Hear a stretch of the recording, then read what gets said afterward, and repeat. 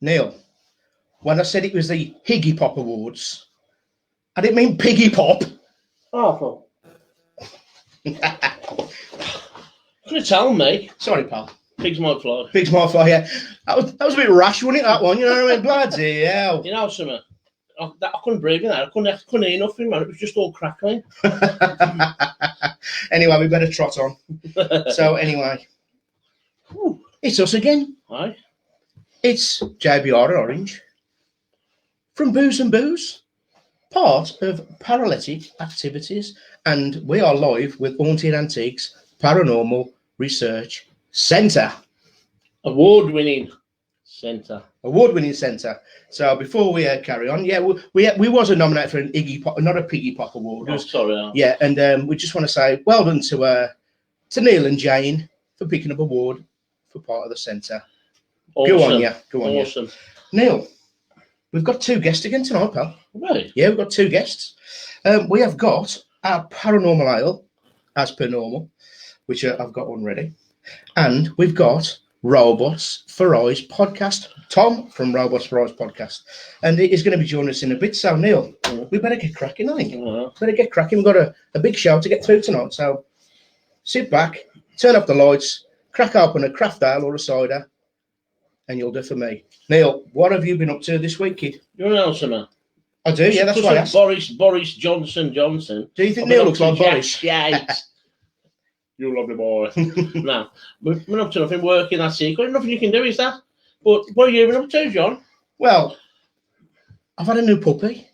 Really? A new staffy puppy, yeah. I have, yeah. And have a guess what we've called it? Go on. We've called it Obi, as in being a big Star Wars fan.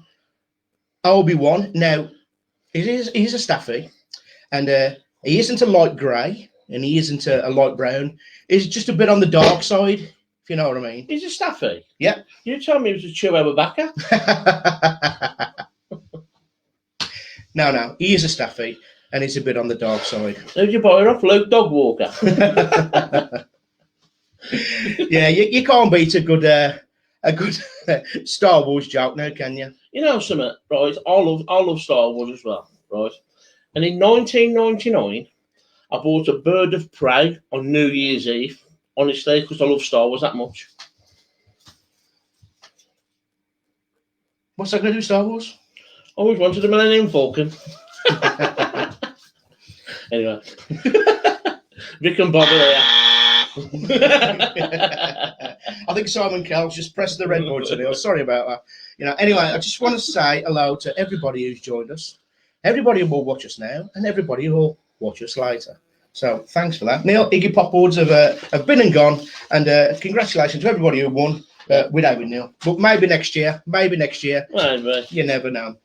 Also, I've been busy. Christmas decks are up, if you can see the tree. And I've been doing loads of Christmas windows. This week alone, I'll probably look through more windows than a perv at Amsterdam. Really? I'll never get in there again. The Lady Bridge. I went to the Lady Bridge, which is an old pub in Tamworth, and they got an old cellar from the 1600s right next to the castle, and there's some spooky goings on there. So they said I can go and check that out. Oh. I just want to have a little catch up. Our team, we never mentioned them that much. So this is what they've been up to. Luke has been working in London.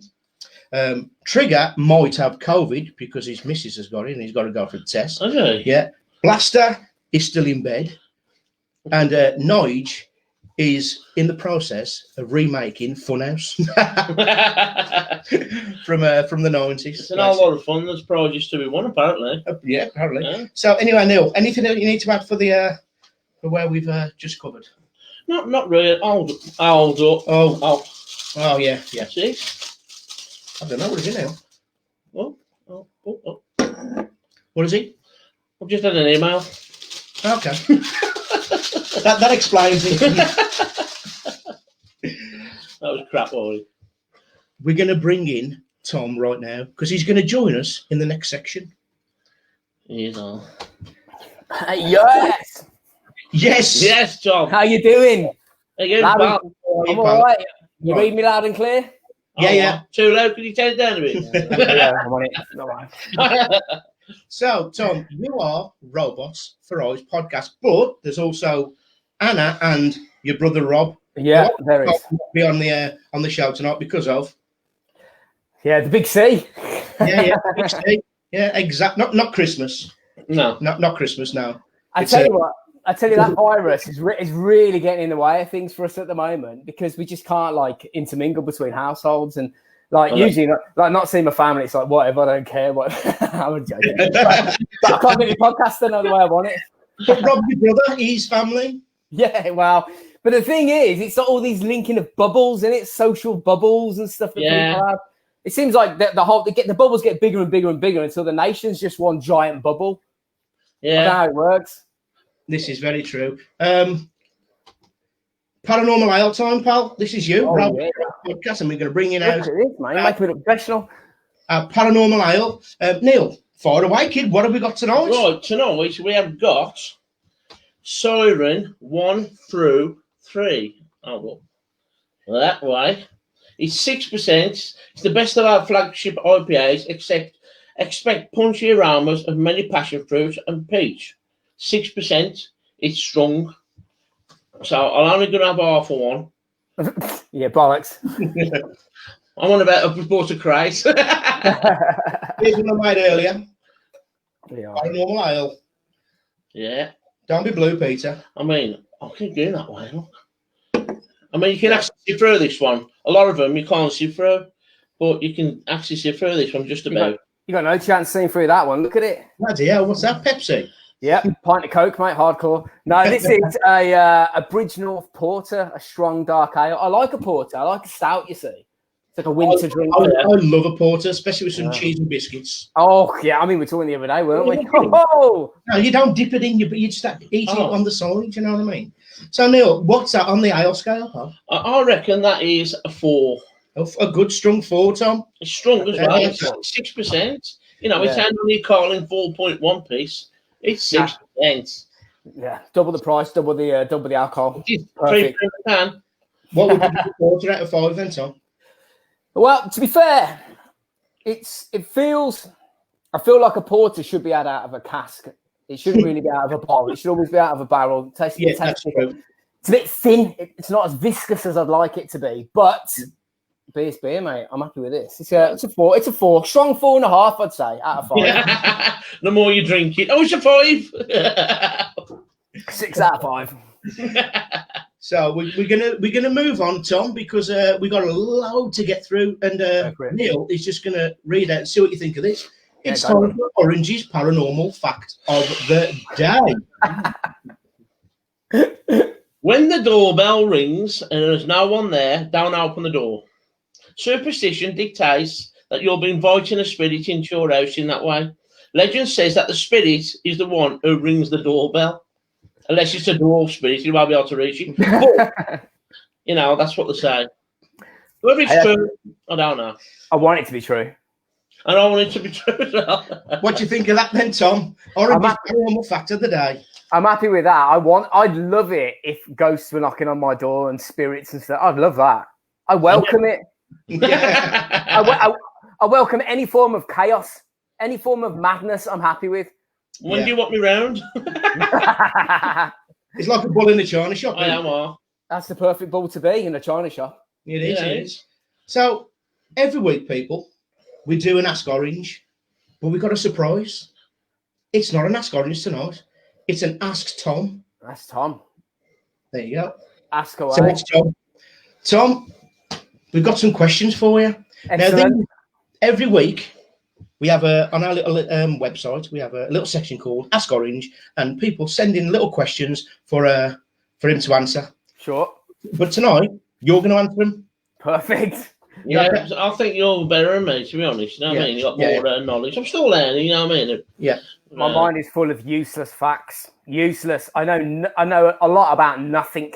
It's not useful to my life at all. In fact, it's probably detrimental to my life, what I know, because it just makes people run away from me. Really? Yeah, when you have a conversation with someone and then you go, "Oh, that reminds me of a certain serial killer that did," and everyone sort of looks at you like, "What?" And you're like, "Oh, I spoke again." I just asked if you wanted some nuts from the bar. Yeah, come back with testicles. So, Tom, it's time for Ask Tom. A Laurie Cadile, that's a good name, eh? Wants to know, does it make a difference if you're buried or cremated regarding spirits? You know what? I wouldn't have a clue, but I would imagine not. If like the soul leaves the body, whatever it is, surely it's not material. So I mean, it doesn't matter then. Yeah, I don't know. I'm for cremation over burial because I just don't like the idea of like worms and shit crawling through my body and consuming me. But it's not as good for the environment, though, is it? Burning you. I mean, it's, you know, you got to release that carbon. It'd be better off to just slowly release the carbon back via worms and vegetation into trees and stuff. I don't know.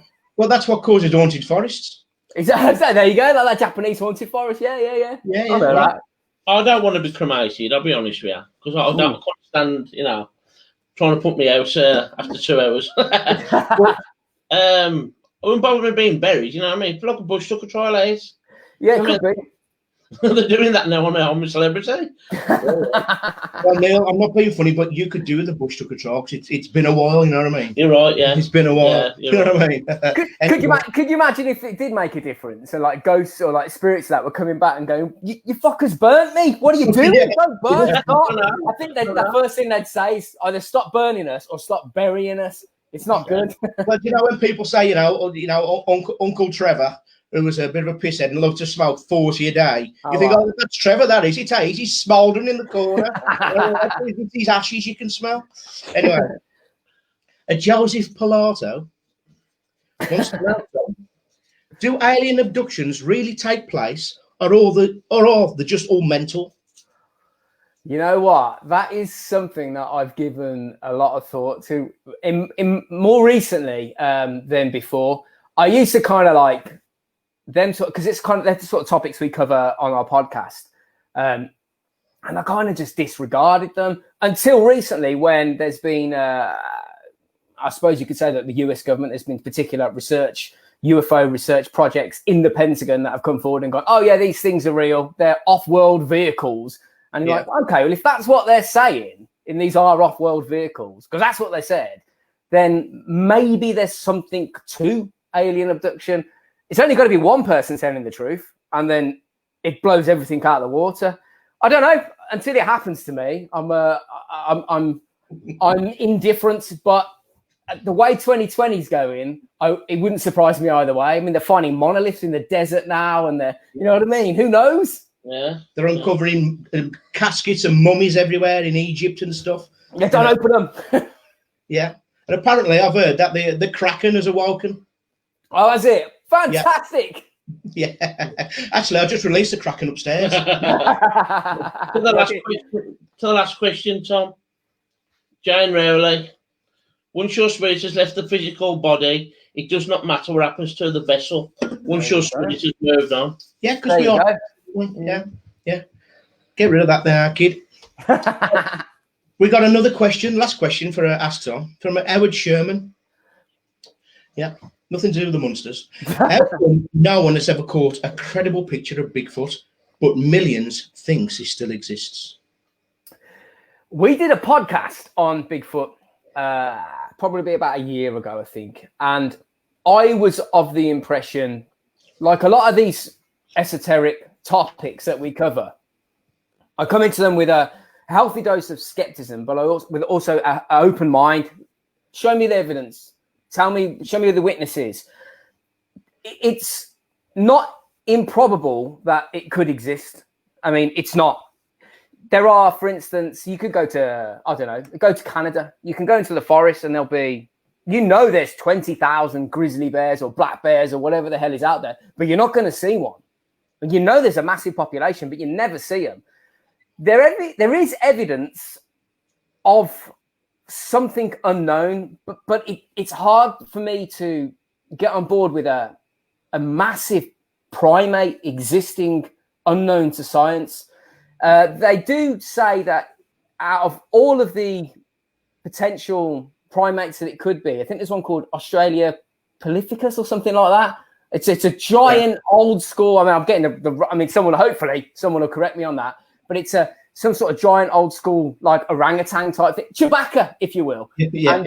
And they do find footprints of it, and there's in the footprints where they're examined by experts, they can see what's called dermal ridges, and essentially like individual, almost like fingerprint markings in the footprints that exist. And for a hoaxer to go to that extent, I mean, it's not unheard of. Yeah, of course people could hoax that, but it's a hell of a lot of effort to fool people. And then you have the Patterson-Gimlin film, I believe it was called, where two guys in the 50s or 60s were out actually looking for Bigfoot, and then they happened to film Bigfoot. And I'm like, come on. I mean, I don't know. That's the thing with these topics. Witnesses are, people won't believe something because they can't believe it. They'll go, where's the evidence? And sometimes when the evidence is put forward, people go, I'm not accepting that. I can't accept that. It's not real. You're like, well, your mind's already made up. I suppose just coming to things with an open mind. Yeah. That's the way I try and do it. Yeah. I've got a friend, Neil, and he plays a musical instrument in the woods. It's called Sasquatch. I don't know if you've heard of him. I think I heard, yeah. He was in a jazz band, I think. Yeah. He is brilliant. Now, he used to call you a Bigfoot at school, didn't they, Neil? No, it's Big Gut. Big Gut. I knew it was something, but I do know that. Bring that up. Sorry. They did used to call him Smallfoot, and you know what they say? Small feet, small, so shoes. Socks. Yeah, small feet, small socks. I don't think so, man. I don't think so. Did you know what Bigfoot, he lives on a certain diet? Do you know what it is? Spaghetti. No, it's not spaghetti, no. I'm trying to think. Go on. What's he live on? Spaghetti. Oh, yeah. Come on. So that completes Ask Tom, Neil. So we better crack on because we've got some serious questions for you now, Paul. All right, mate. So like we were saying, Robots for Eyes. One, where did you get the name from? And obviously there's Anna and your brother. Yeah. How long have you been doing it?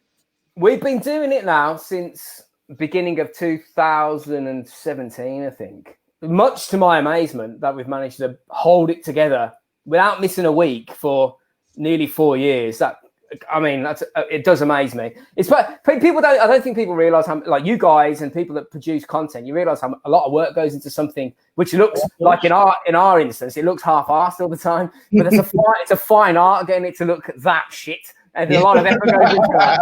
It's because I remember when I used to work in Sutton, and you'd be at the bar virtually every day drunk. Yeah, hammered, mate. And so when I heard you doing a podcast, because they must be doing it drunk. Yeah, we do, yeah. And the name, I can't remember if this actually happened, but this might not be real. It could just be a dream. But I seem to remember there was a comedy sketch in the late 90s, like Fast Show or something like that. It wasn't Fast Show, it was one of them things. And somebody, I think it might have been John Coleshaw, was doing an impression of Ozzy Osbourne, and he was going, do this, stutter your voice. And he said something about getting your eyes to wobble at 50 hertz and you have robots for eyes. And back then, that was like 20 years ago. I thought, that's fucking cool. I'm going to remember that. And I don't know why. And now it's there. But I don't know if that was a dream. I don't know, essentially. I think it came from that, but I'm not entirely sure. Okay. Tom, I'm going to remember that. Ozzy Osbourne. That's it. Yeah. He's a local lad, isn't he? Surprised me with him. I mean, they say COVID started from a bat. Well, he was eating bats in the 70s. Oh, yeah, he's fine, yeah. He's where the vaccine comes from. Just sample his plasma or something. He's fine. People would be pissed. Sample that a couple of times. Question 1, Tom. Go on, let's have them. Let's go into the paranormal world. I love it. Yeah. Do you believe in spirits and ghosts and entities and all that kind of stuff? But you used to be a skeptic. Are you less skeptical now since doing this pod? regarding do I believe in spirits and ghosts? I mean, I suppose it also you were saying about being skeptical. I'm skeptical about everything, but I got burping. Sorry.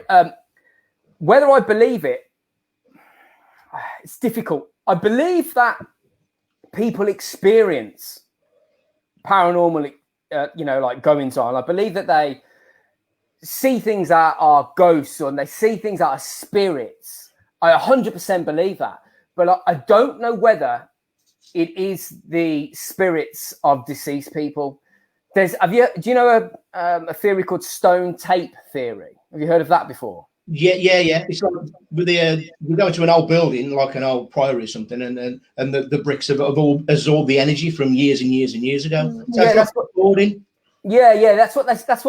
what I kind of like. I lean to in regards to it, because again, it's like, you talk about alien abduction. It only takes one person to be truthful, and then it blows everything open. If one person's seen a ghost, then it's real. It doesn't matter. It's real. But I don't know if they are our deceased relatives or whatever. It could be an unknown phenomena reoccurring that we're not familiar with, that we don't have an answer to. Mm-hmm. I'm not sure. I have seen one. Well, it's difficult because sometimes when I'm by myself, if I think I see something out the corner of my eye, as everyone does, you kind of ignore it. You just go, "What was that?" and then you just move on. But when you're with someone else and they react and respond at the same time that you do, then it kind of makes me think, hang on, we've both seen or experienced or felt, whatever that means. So then that happened to me once with my sister years and years and years ago, ironically, in a haunted house. And it was my auntie and uncle's house. I must have been maybe 10 years old at the time. And we were inside. I think we were camping in the garden, because in Norfolk, everyone just went up to Norfolk. We were all camping, and all the adults still went outside to probably get pissed around the barbecue or something. And me and my sister were just messing about on this piano, just messing about, just whacking the keys or whatever. And then at the same time, something moved. Something moved either behind us or in front of us. There was a definite shadow. Let's just say that. Something obscured light. There wasn't anyone there. It was only me and my sister. If I was by myself, I probably would have just whatever. But she stopped at the same time because we just go, and she was like, "Did you see that?" I was like, "Yeah." And then we just went out. I don't know what it was, but that's the only time I think I've come close to seeing something that would be classed as a ghost. Yeah. Now, sorry, Neil, if that could have been like an old piano or what was there, you could have the sound could have actually alerted some kind of spirit entity already in that place. Maybe like the people that lived there, it was my auntie and uncle's house, and they did say that they had like coat hangers thrown down the stairs and stuff, and I was like, fuck off. And then I was playing around on the piano. I was like, fucking, I'm getting out. Straight back outside. I was like, oh. No, I don't know. It's weird though. It is weird. Yeah. I just like being open-minded. I don't like it when people are closed-minded and people say, that doesn't exist because it can't exist. And you're like, well, you don't know everything. What do they say? The greater the continent of knowledge, the greater the shoreline of the unknown. So the more we know, the less we know. Be open-minded. I love that, Tom. I'm looking at Neil and nodding, but that has just blown his mind. He has not got a clue what you just said. I can hear the cogs ticking away. Anyway, what I was going to say before Ben Elton here was rabbiting on was that it's a different kettle of fish when two people witnesses at the same time. Yeah. You know I mean, because if you're by yourself, you'll start doubting yourself. But when there's two of you, it's totally to bring up the fish.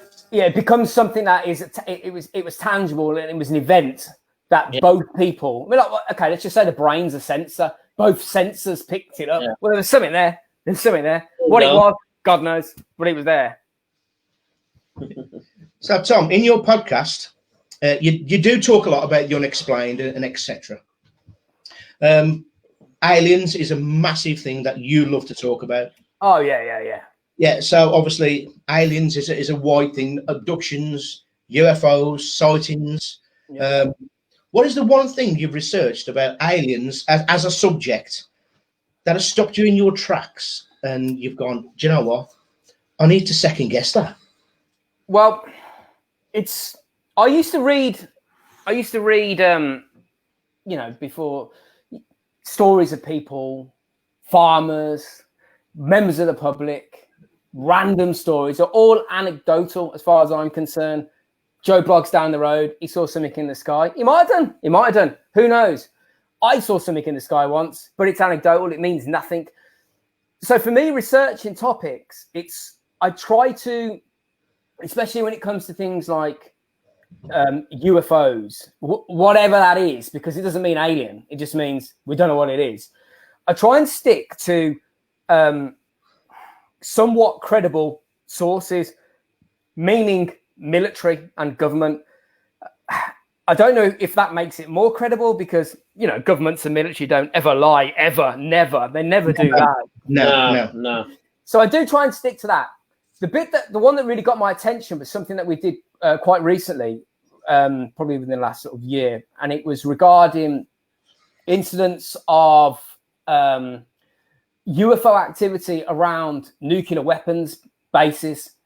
And the fact that phenomena has occurred, not just in, say, England, not just in America, but every single nuclear power on the planet. And when I say every single, I mean every single country that's got nuclear weapons, every single country that's got nuclear power plants have had things go into their airspace and hover above maybe like missile silos. And I know it sounds crazy. I know it sounds completely mental, but the Malmstrom Air Force Base in America, which happened in the 60s, was insane for me to research. That really got my attention. That was a case, and it's ongoing really, where vehicles of unknown origin displaying. I mean, this isn't me talking. This is released documents, whatever you want to, however much weight you want to give them. But essentially, it's coming from the top military people that routinely objects would come in and take off vast swathes of nuclear weapons. They'd knock them offline, put them into launch mode, take them out of launch mode with 10 seconds to go. That got my attention because something is clearly going on. And when you've got sergeant major, military general, whatever, saying, listen, this happened under my watch. Things have flown in, shot laser beams into missile silos containing civilization ending warheads and took them offline. I pay attention to that. I pay more attention to that than Farmer Giles saying I saw something in a field. It gets my attention when military guys with all the badges here, the ones that they got the hats on and all that. That gets my attention because I don't know that they're not lying, but what would a decorated military general, why would he wreck his reputation by saying things like that? Why would they do it? It was at the Washington Press Club. Why would people approach governments, and why would governments release information about things that apparently people don't believe in? Something is happening. Something is going on in aspects to whatever's up there. Now, I don't know whether it's aliens. It could be like a group of people that are 30 or 40 years further up the line than where we are now. Like you look at Elon Musk and he's landing rockets. He wants to fly to Mars. Well, maybe there's a fella that's 50 years more ahead of him, more advanced. True. And they're involved. I don't know. But it's such a interesting topic because when you look up at the sky at night and you look at all the stars, you think, come on, there's got to be something out there. Yeah. I mean, I went stargazing in County Durham over a waterfall, and he was pointing a laser pointer into the sky to see the Milky Way and stuff like that. And he pointed at a star, and he pointed because we could see it physically, and he goes, "No one will ever reach that star ever. No. It's that far away." So when you put it into that context, how minute we are as a planet compared to the universe, there has got to be something more than just bloody us. Well, to go really esoteric and obviously keep your minds open, it could be completely alien to us, but not alien to the Earth. I mean, let's just say, for instance, how long has life existed on the Earth? 3 billion years. The Jurassic era, when the dinosaurs are walking around, was 500 million years ago. How do we know that something survived, some vestiges of some animal lived past that extinction event 500 million years ago and has been on the planet evolving for 500 million years. It's got a 500 million year head start on us. We've only developed this technology that we enjoy in the last, I don't know, let's just say 200 years and be generous. Imagine what we'd be like with 1,000 years or 10,000 years or 1,000,000 years. It's crazy. It doesn't have to be alien. It doesn't have to be. It could be something completely indigenous to this earth. Ants aren't aware that we're looking at them, but we're here. There could be something looking at us and we're not aware of it. We just think that we're high and mighty and clever. So we could be like in a petri dish. Maybe, man. Maybe. I hope it'd be brilliant. The Simpsons done it, so they get everything right down there. They fucking do, yeah. They fucking... Neil, you got anything to add to that, kid? Not really, but have you ever heard that famous radio interview when the bloke on the radio station and he said he's from Area 51? Have you heard that? I might have done. And he's saying that he's being watched and being ruled by aliens and he's panicking and everything. And then the whole thing just cut off. Yeah. And the people at the station said, we've got a backup, and that's never, ever happened before. Right? She said, no, it's impossible of happening. So basically, they were worried about him saying things that the day people don't want to hear, like, basically. And he was like in tears and everything, like, on the radio.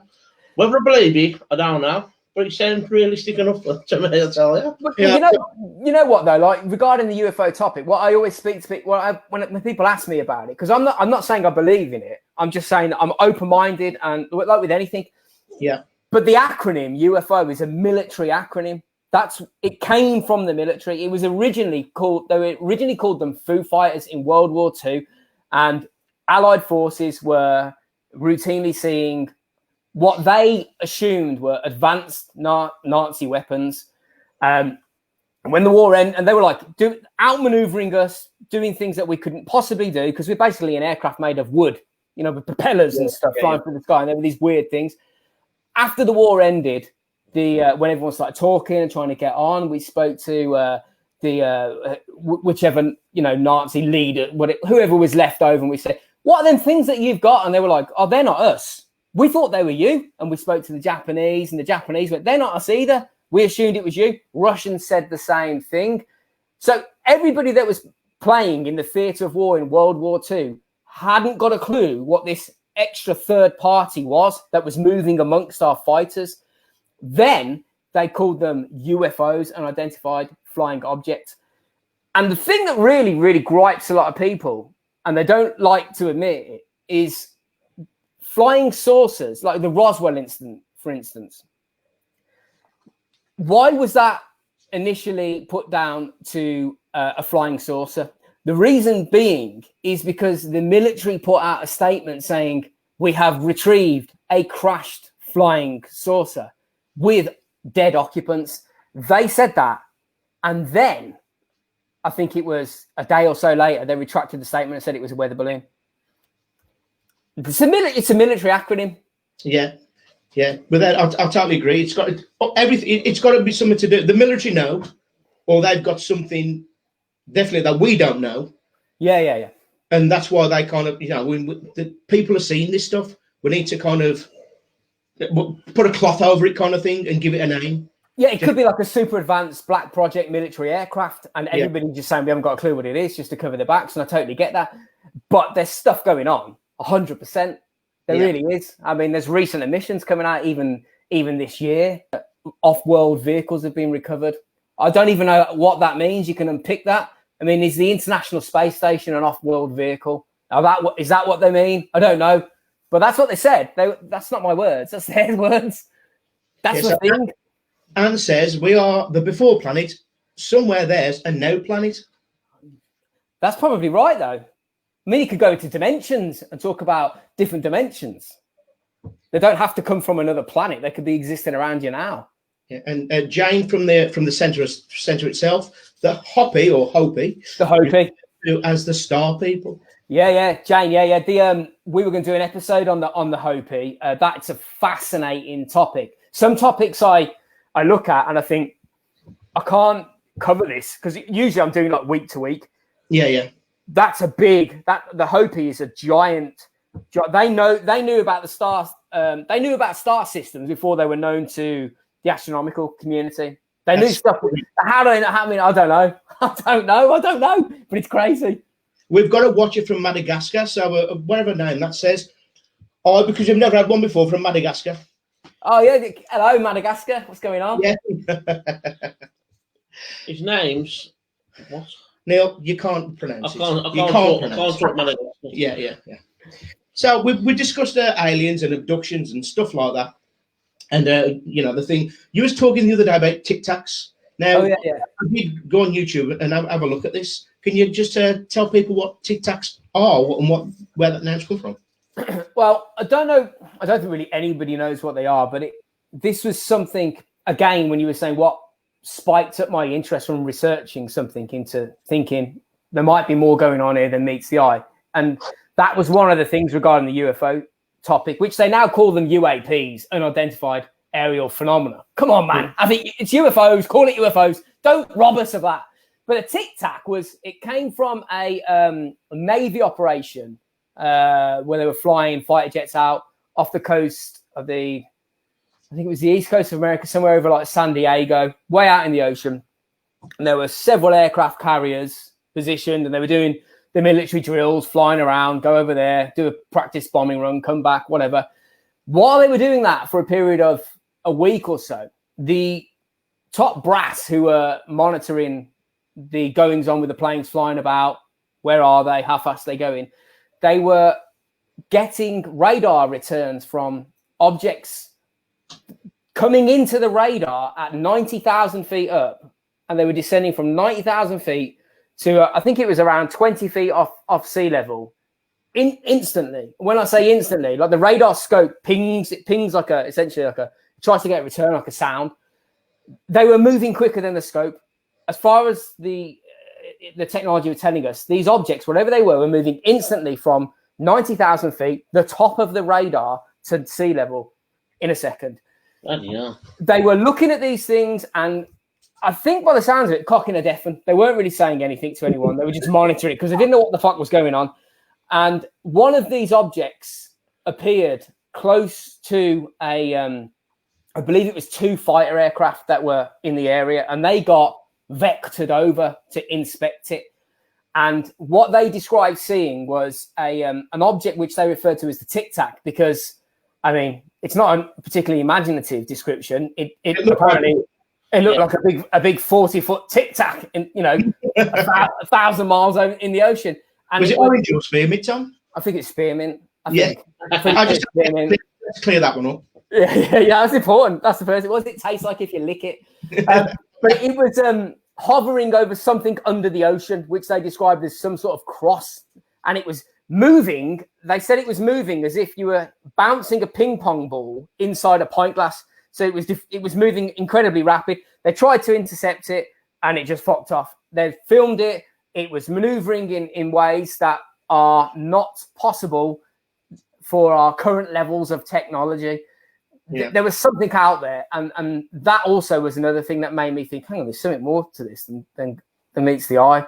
If the military are like, what the fuck is going on? Something's going on. If their top pilots can't get it, and it's outmaneuvering them, not because whatever's flying this thing is better, it's outmaneuvering them because it appeared to manipulate time and space. It was jumping. It wasn't moving. It was like literally phasing out of existence and reappearing 60 miles away. It was incredible. Anyone that hasn't read about the Tic Tac, go and read about it, or go and watch this. Commander David Fravor was the fella that intercepted it. It's insane.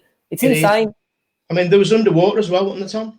Yeah, something was underwater when they did I think it was like a dummy run of a torpedo that they dropped into the ocean, and the diver went down to try and recover it. I don't know whether he was inflating pressurized airbags to pull this thing up, and they got a radar return of something deep down in the ocean coming up, and they pulled the diver out of the water. And as they pulled the diver out of the water, an object appeared 40 foot down and engulfed the torpedo and then disappeared back down into the ocean.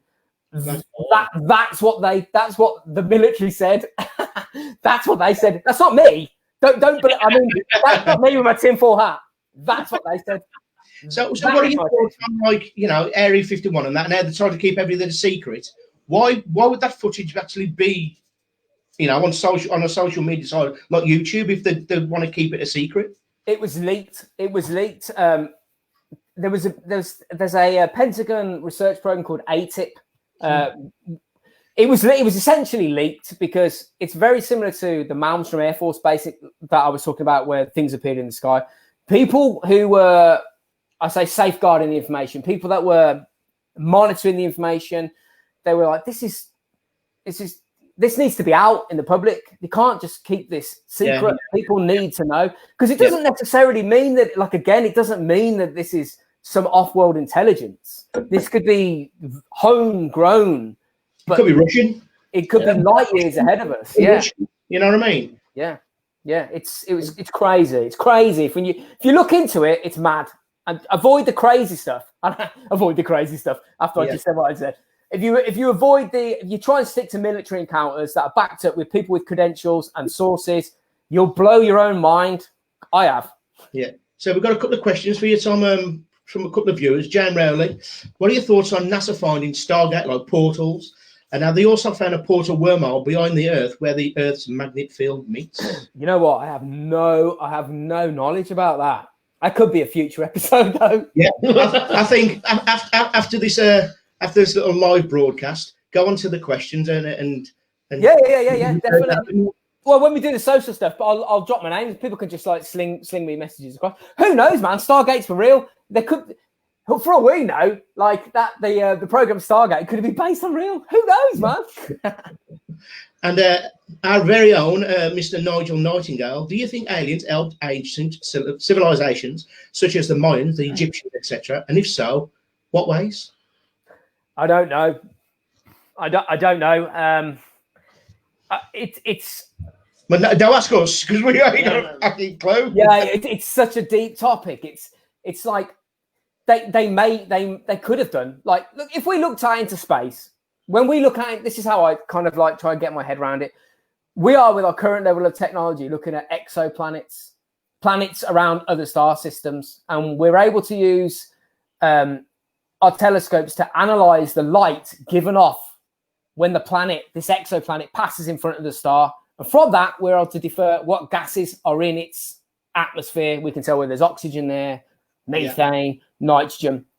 So if you extrapolate out 50 years, we'll probably be able to tell if there's an industrial process happening on that planet. We might not have a physical image of it, but we might be able to tell you that there is a weird amount of gas that's just suddenly appeared, like in the industrial era in Victorian England. Yeah, it happens on a Wednesday. I don't think so. I'm not the Queen. I am. yeah, silent. That means nothing. Anybody's on the throne. Silent but violent. And we got one question on aliens and stuff, because we've already done 45 minutes, Tom. Are you joking? Oh no! I know. Tell me to shut up. This is a question from our beautiful wife. Now, she loves aliens and all that kind of stuff. The married one. I know. Are aliens amongst us right now? What are your thoughts on that? And if they are, what the hell are they up to? They could be. I mean, if we had the technology to travel to the nearest star system, Alpha Centauri, 4.5 light years away. I mean, it would take 50, 60, 70, 80, 100,000 years. You'll see you'll see a civilization come and go. The evolution of humankind is what it takes to get from here to there. If they're able to get here in, say, if they can do that, then who knows what technology they have? Who knows how they're able to shield themselves? They could be standing in front of you and you wouldn't even know. They could be in another dimension staring at you. I don't know. I wouldn't take anything off the table. I just look up at the stars and go, we don't know what the hell we're talking about. We haven't. Who knows what's out there?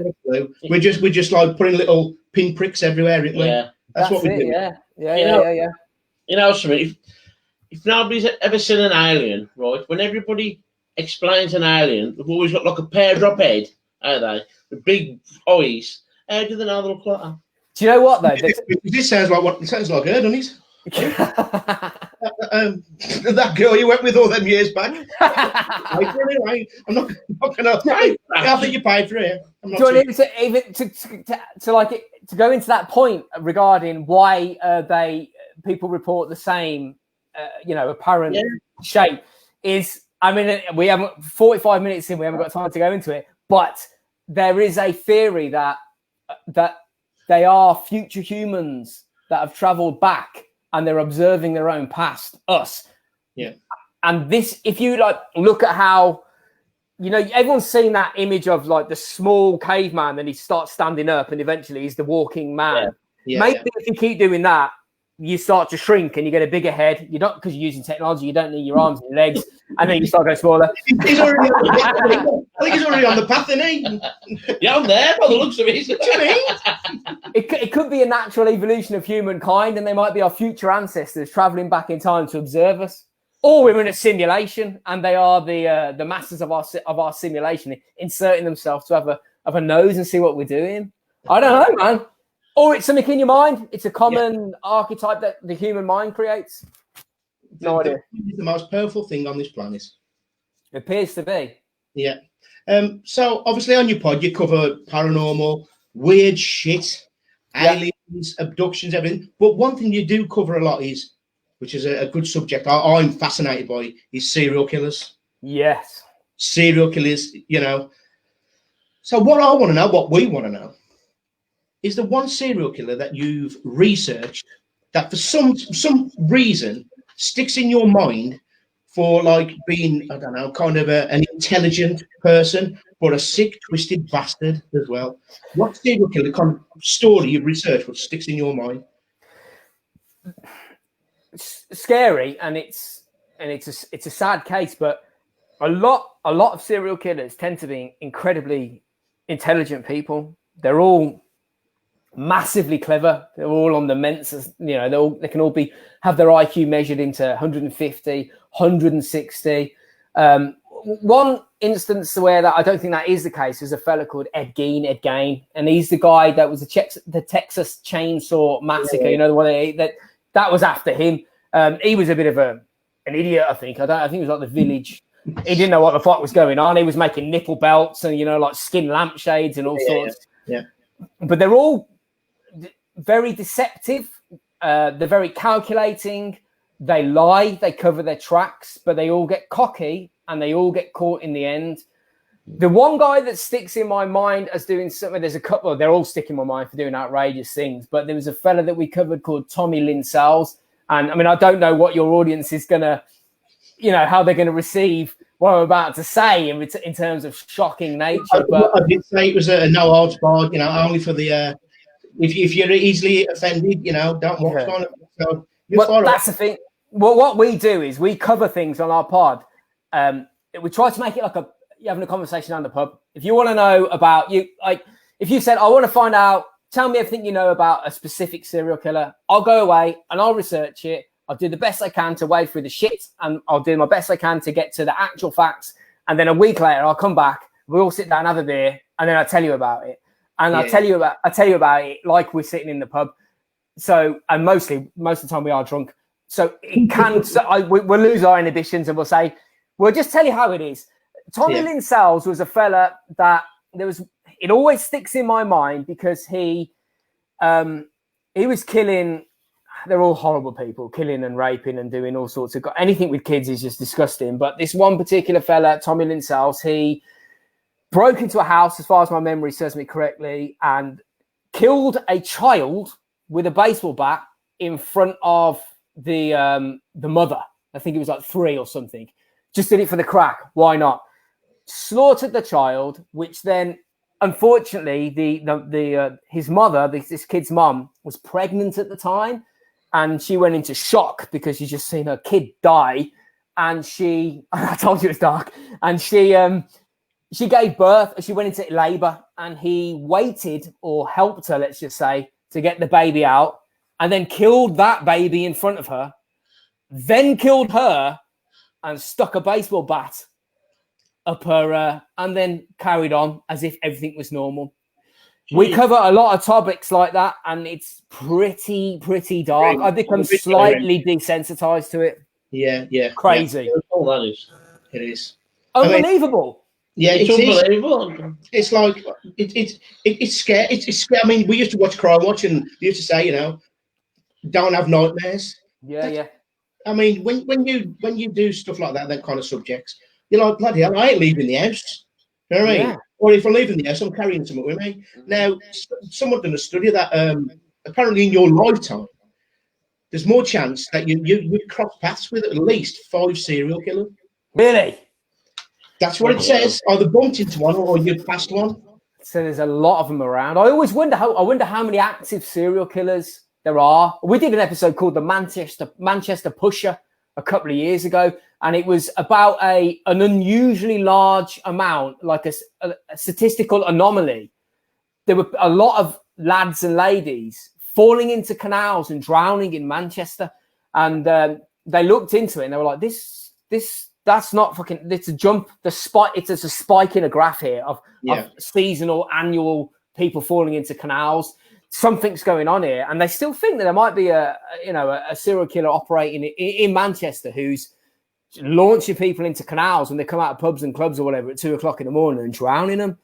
There's ways of getting around it. People can. That's where the intelligence of these people really starts freaking me out, because they're so calculated. They figure out how to hack the system and make it work for them. Like Ted Bundy was a rape counselor after he was raping women to death. What? Where's the best place to hide a leaf in a forest? Yeah, it's shocking. And they always go back to the crimes and all that. They come across intelligent, but like you said, they drop the ball, don't they? Yeah, they do. People love serial killers. I don't know what the fascination is. They absolutely love it. We get requests for serial killers all the time. I try to meter them in at a healthy rate for my own sanity, because you can't be researching 10, 20 hours a week on people clubbing people to death with hammers and stuff. It's like, And then when you inject humor into your podcast, people are like, why are you laughing and joking about things? And you're like, because I just researched it for 20 hours, you fucker. That's why. Yeah. I mean, a lot of these serial killers, they have marriage proposals and everything, don't they? From lonely women and stuff, and men. Yeah. They love them. Yeah, they want to marry them. They're going to prison. Yeah, I mean, I don't know what it is. Rape fantasy. It's mad. It's mad. No rhyme reason. More motto. Yeah, the world is full of crazy bastards. Neil, you scary. So, tell us one story, one subject that you've researched on your pod, and it's the most kind, not like grim and like the serial killers and stuff like that. But what is the kind of it's just a shocking. You've gone. I don't believe it. For example, I don't want to mention his name because he gets mentioned not often. Sir Jimmy Savile. Jimmy Savile. I mean that was eye opening for me. I mean, I knew he'd done things, but like finding out that, and it's rough for people to hear, and it's so hardcore that they don't want to accept that it's real. But he did fuck people in mortuaries.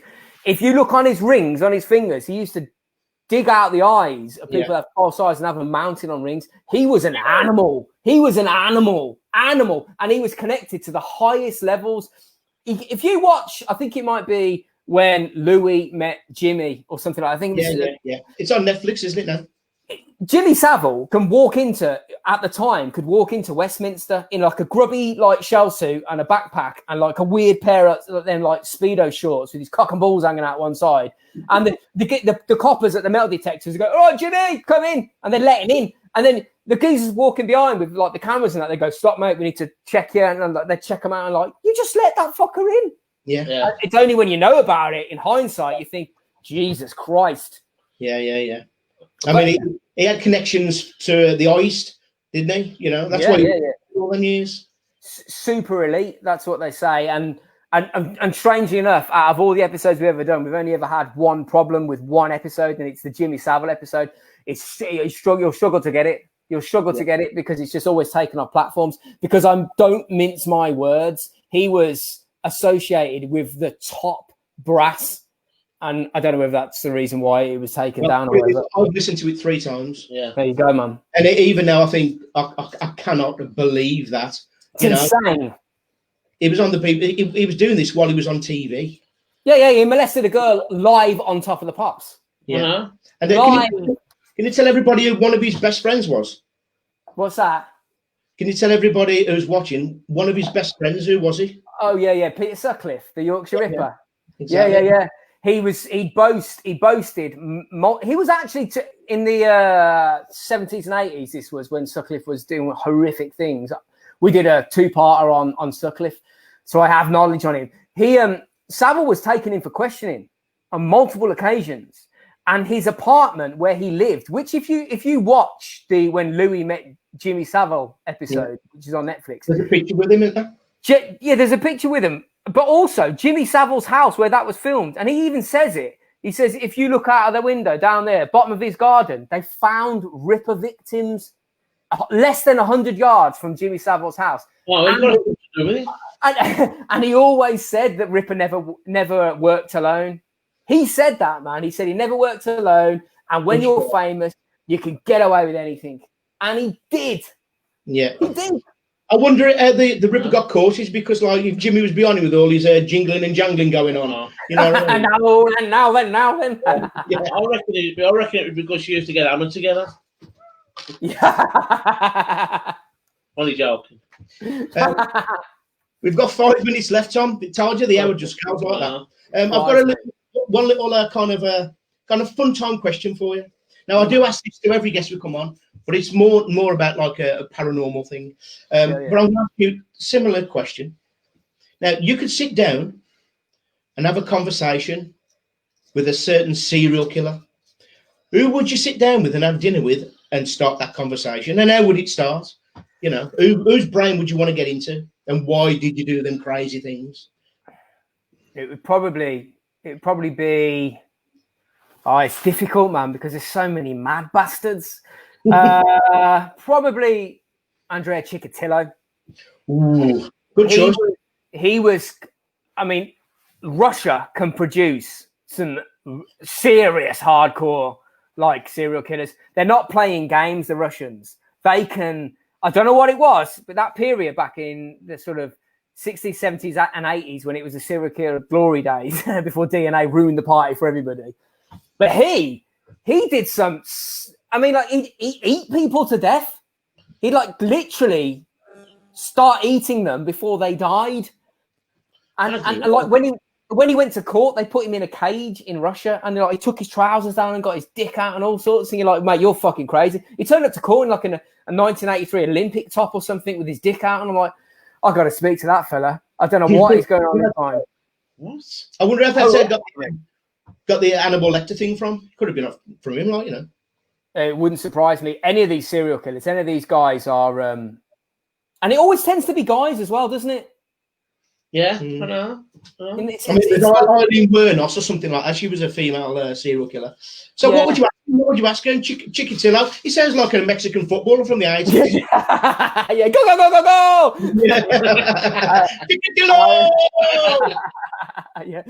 Probably scoring with his hand or something. I don't know what I'd ask him. I'd probably you know what I'd probably do? I'd probably just ply him with alcohol, get him pissed, and just let him talk. Just let the man speak, not put him on the spot, and just see what happens, and just watch him, see his mannerisms, and just try and figure out what the fuck's going on in his mind. But they're all completely insane. They're all completely insane and massively intelligent, which is the double scare, isn't it? Yeah. I mean, like, you know, you have a meal with him, like, and say, well, what are you going to have to eat then? You're him on the menu, mate. You know what I mean? Thanks, you've got sausage for tea. You do get people, though. Like, there was a guy called Armin Maivis. We spoke about this the other day, and he put on an advert. I'll cut a long story short because we only got a few minutes. He put an advert on a Cannibal Cafe. We got 1 minute, Tom. 1 minute. Okay, this is a super condensed version. Yeah, man. Armin Maivis put on an advert in Cannibal Cafe because he wanted to consume a man. His ultimate sexual fancy was to eat a person alive. And a geezer called Bernd Brandes, I think his name was, his ultimate fancy was to be eaten alive. So they met up and they chopped his knob off, fried it up in some garlic or something, and ate it together. Then this arming geezer cuts him up, puts him in bags. And you know what? This is in Germany, and they couldn't do him for murder because he was the guy that he ate was on film saying, "This is my wish." So they couldn't do him for fucking murder. What? Tom, we're going to have to leave it there. But on that note, yeah, cock salads. Tom, we're going to put it in the green room. We'll have a little chat later. All right, but Tom, absolutely fantastic, mate. Fantastic. Anybody who's watching now or later, check out Robots for Eyes podcast. Yeah. You can find them on all different platforms, YouTube, whatever. Tom, tell the people. Yeah. Well, you can find us across all social media. I mean, they know how Google works. You'll find us. Yeah. And if you're not easily offended, you'll love it. Yeah. Trust me. It's the best pod on there, bar none. It is. Brilliant, mate. Thank you very much, boys. We'll chat in a minute, Tom. Yeah, no worries, man. Take it easy, man. So that's Tom. We've got 30 seconds now. 30 seconds. That was awesome, Marty. Oh, do you know what? It's a bit close to the knuckle. Yeah, but we did say. You know, these subjects are very, very interesting. They are. I mean, I'd love to do a full hour on serial killers. You know, I would. You know, it's a very interesting subject. These people, bloody Nora. And I don't know, people love that kind of stuff. Well, he's right as well. They're always intelligent, aren't they? Yeah. I mean, so that was Booze and Booze. Thanks for watching. I've been JBR. He's Orange. We're part of Para-letic activities. And if you are investigating this weekend, which I probably doubt it, unless you're in tier 2, do you know what? I just knew Christmas this year would end in tears. Yeah. I just knew it. So if you are, and you don't see any spirits, or you don't contact any spirits, still what we do. Drink them instead. I'm just going to have something to eat now. I'm going to eat John's ear roll. Yeah. In 2 weeks' time, we have got the Maloneys from HD Paranormal. See you in 2 weeks. Say it all, Neil. Oh, see you, Neil.